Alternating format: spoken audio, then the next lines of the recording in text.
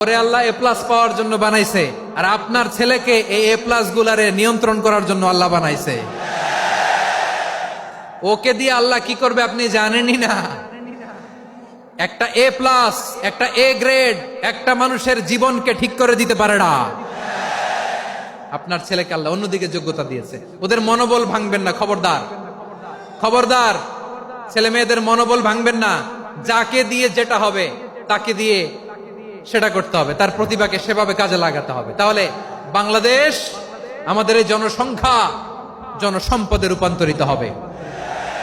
আমাদের সরকারের তত্ত্বাবধানে আমাদের 18 কোটি জনগণ দক্ষ জনশক্তিতে রূপান্তরিত হোক, আমরা চাই কি চাই না? আমরা ভালো মানুষ, শ্রেষ্ঠ মানুষ হতে চাই কি চাই না?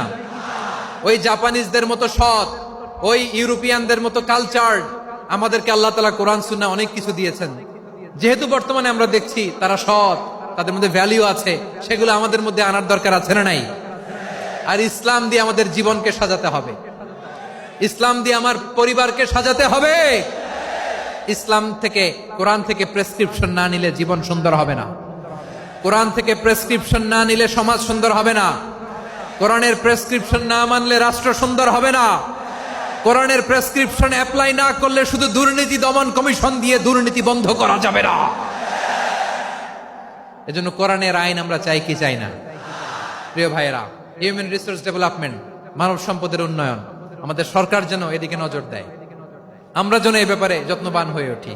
যাকে আল্লাহ যে যোগ্যতা দিয়েছে, এই যোগ্যতা দিয়ে আমরা যেন ইসলামের জন্য, দেশের জন্য কাজ করি।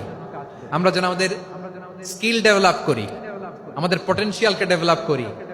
মোরালিটি, ভ্যালিউজ নিয়ে শায়েখ আহমদুল্লাহ আলোচনা করেছেন, এগুলো দিয়ে যেন আমরা আমাদেরকে সাজাই। আল্লাহ তাআলা আমাদের দেশকে তুমি নিরাপদ করো, আমরা পড়ি আমিন।